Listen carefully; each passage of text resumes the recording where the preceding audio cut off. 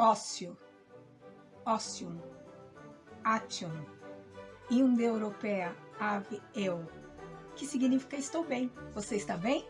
A humanidade está bem. E isso é ócio. Vamos falar sobre isso?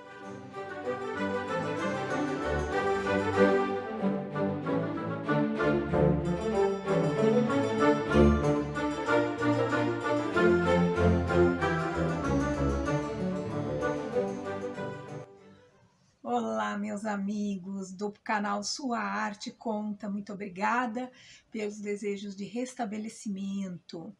E eu estive com outra recaída da sequela da C19 e recebi muitas mensagens no Facebook. Não estou com a C19, realmente é um cansaço muito grande da C19, da sequela da C19. Muito obrigada e já peço desde já sua inscrição, seu like, seu comentário e toquem no sininho para serem avisados. Sigam-me também no Facebook e no Instagram. O assunto de hoje seria 31 a 45 de Portinari, porém, eu vou falar hoje que é sobre a palavra ócio, como eu falei no começo, que tem toda aquela origem. A palavra ócio, ela começou a ser muito debatida no cristianismo quando se dizia que os pecadores deveriam, para limpar os seus pecados, trabalhar e trabalhar muito. Então, na Idade Média, os nobres basicamente não tinham pecado e isso era dado aos gentios, o trabalho. Quando entra o calvinismo dizendo o contrário, que não. O trabalho faz com que as pessoas saiam da sua situação de pobreza e consigam coisas, mas o que é rapidamente debatido, pois eles começaram a trabalhar sem sequer conseguir viver, amealhar ou viver a espiritualidade. O que os dois querem dizer nesse caso? Segundo Lafarge e Roussel, eles simplesmente, no seu elogio ao ócio, eles explicam qual foi a parte que os dois lados esqueceram. A contemplação da espiritualidade nada mais é para os filósofos que o ócio necessário, aquele momento em que você para contemplar algo, aquele momento que você para viver com sua família, para ler um bom livro, para olhar o céu, para rezar, para qualquer coisa que não seja trabalhar. É a partir desse momento que você vai ter ideias, criar coisas e soluções para a sua vida. Você já reparou, vamos colocar no modo prático, que um dia você está trabalhando e você não consegue resolver tem um nó no seu trabalho. E aí você sai, vai dar uma volta, como a gente fala, né? E toma um café, dá uma parada. Enfim, quando você volta com a cabeça, como a gente diz, descansada, você resolve.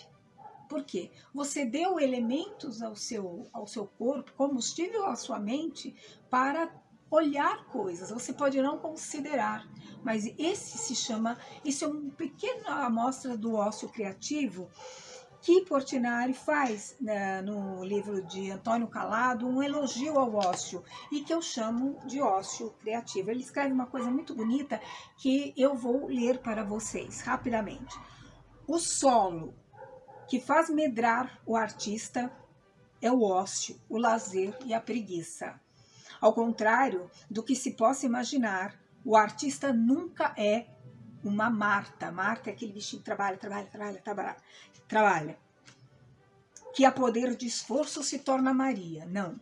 É Maria que, depois de viver em longa contemplação, em misteriosa infusão de ócio e adoração contemplativa, levanta-se e um dia lépida e começa a executar o trabalho de uma vida. Ele dá um exemplo muito rápido que eu vou dar agora. Em Harvard, nós temos um poeta modernista chamado T.S. Eliot, e o Einstein, que nós conhecemos bem, que a universidade dá bolsas e bolsas pagas. Para quê? Para eles pensarem. Eles até podiam fazer pesquisas, eles até podiam fazer outras coisas, mas era para eles pensarem. E E se a sociedade não tomasse como tão pejorativo essa coisa de você está sendo pago para pensar, eles teriam chamado de bolsa de contemplação. Enfim, é que poucas, aí ele diz o seguinte, é que poucas coisas custam tão caro quanto o lazer e poucas atividades, porque o fazer artístico é uma das mais intensas formas que existem de atividade. São olhadas com maior reprovação pela sociedade em geral. Então eu vou dar um exemplo. Vocês lembram daquele, se não viram, vão assistir, Tempos Modernos, do Charles Chaplin, que ele está o tempo todo apertando, ele não tem tempo para mais nada, ele é levado pela máquina. É a mesma coisa. Na minha carreira, eu tive grande tempo, eu dizia que eu não parava de trabalhar. E hoje eu entendo por quê. Porque a maioria das coisas que eu vivia o tempo todo eram combustíveis e pesquisas para o meu trabalho de criatividade. Então, muitas vezes, nós éramos poupados de algumas situações e não era por isso que nós estávamos sem fazer nada. Se reunir com sua família, beber um bom vinho, rezar, parar para pensar, sair, passear.